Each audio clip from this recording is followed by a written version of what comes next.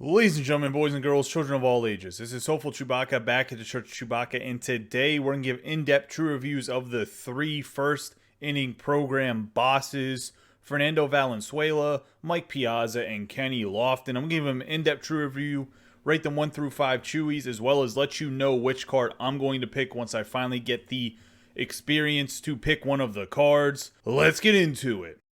Fernando Valenzuela.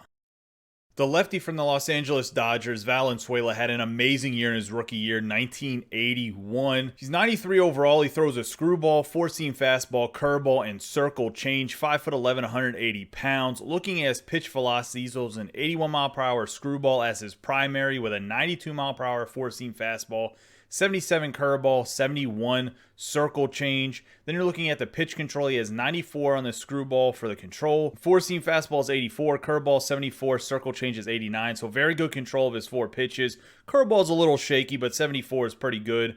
Then for his pitch break, 99 on the screwball, 82 on the four-seam fastball, 87 on the curveball, and 92 on the circle change. So definitely good pitch repertoire for this Valenzuela. He doesn't throw that hard, though. It can be a little bit concerning. Also, just something that I've done on the channel before is I kind of go over the stats of the cards that they had in the actual year to kind of based off of where they're getting these attributes at for the cards. So in 1981, Fernando Valenzuela was 13-7 for his record. He had an ERA of 2.48. He pitched 11 complete games, 8 of which were shutouts, had 180 strikeouts. His ERA plus was 135. The average ERA plus is 100. He had a fielding independent of pitching of 2.44, so his ERA and his FIP were about the same. Then his WHIP was 1.045. The lower that number is, the better. He had a WAR of 4.8, and also in 1981, he won the Cy Young Rookie of the Year, was a Silver Slugger,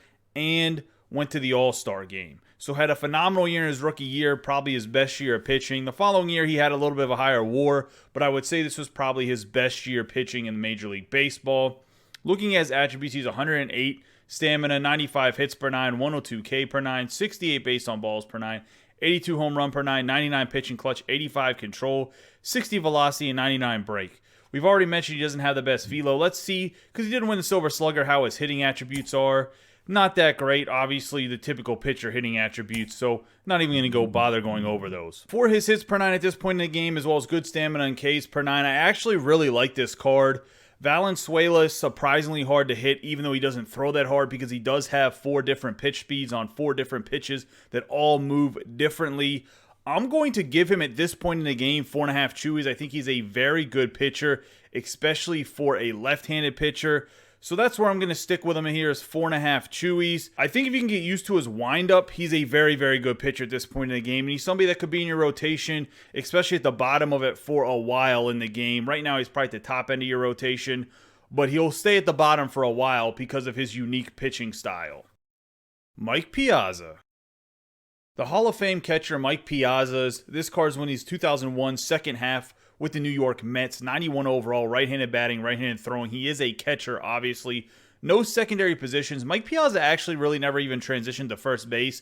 I think they tried him there for maybe a few games at the Mets at the very, very back end of his career, but it never took. He was always a catcher. 6'3", 215 pounds. And in the season for 2001, Mike Piazza batted 300, had an on-base percentage of 384, had a slugging percentage of 573, had an OPS of 957, an OPS plus of 148, just like ERA plus. The MLB average is 100. He hit 36 home runs and had 94 RBIs with a WAR of 4.5. He won the Silver Slugger and was in the All-Star game. Now, his second half was better than his first half was, hence why this is a second half card.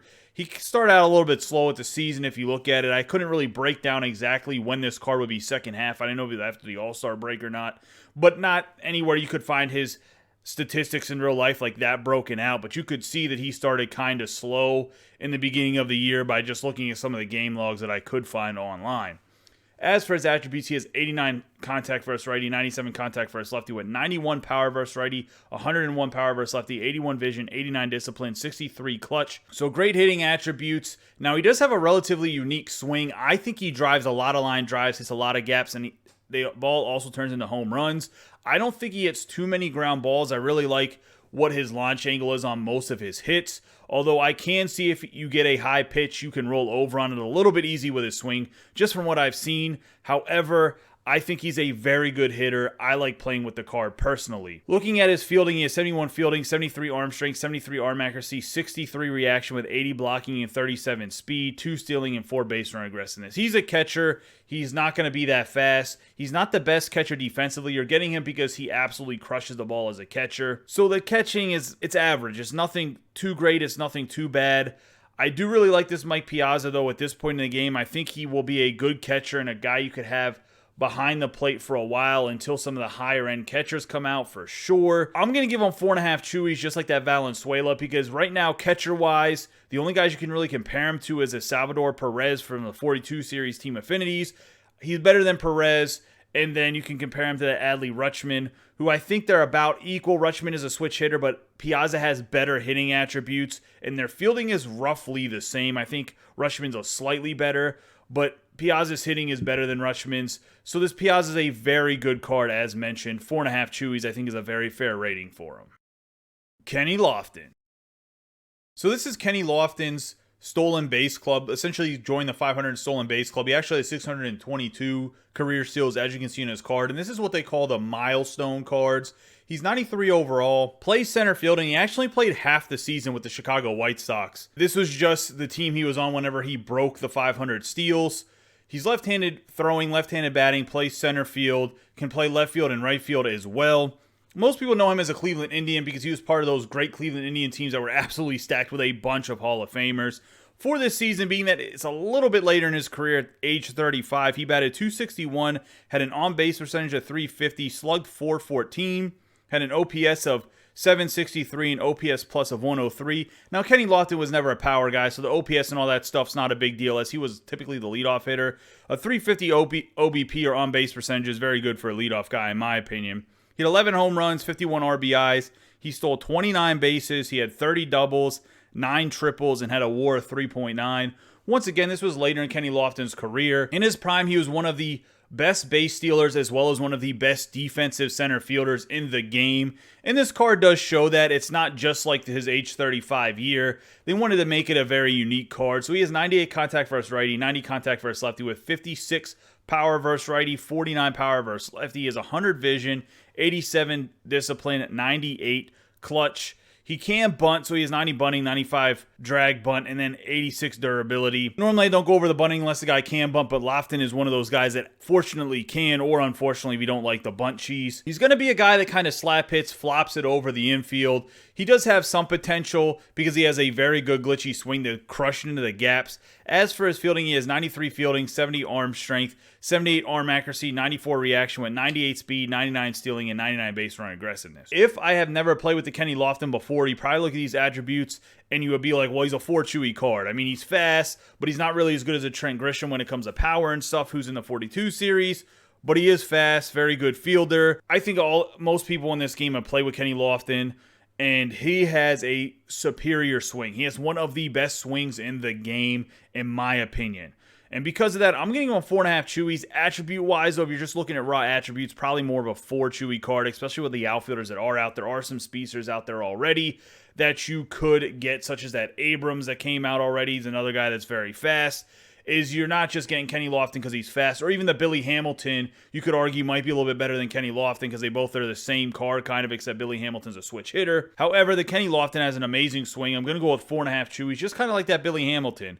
At this point in the game, they're fast guys with great fielding, not the best arms, that are going to be your leadoff hitters, your second hitters, your 8 hitter, and Lofton can do that for you.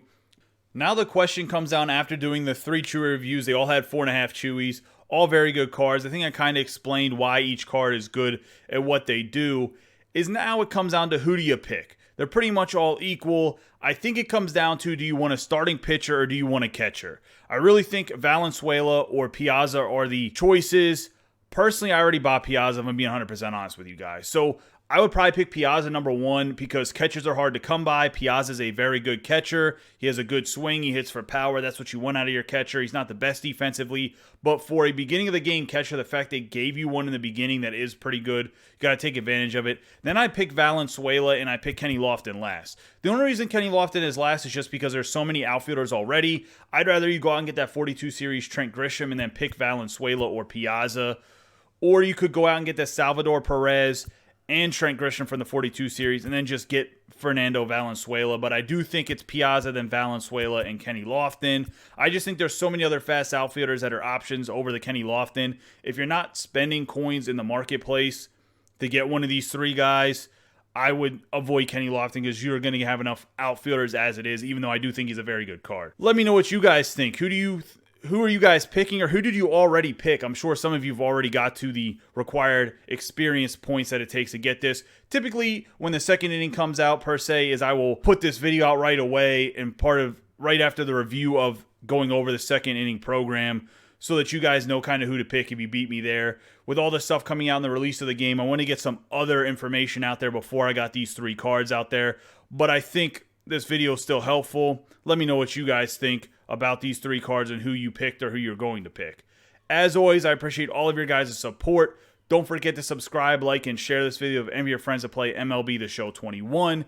You guys have a great day and be safe.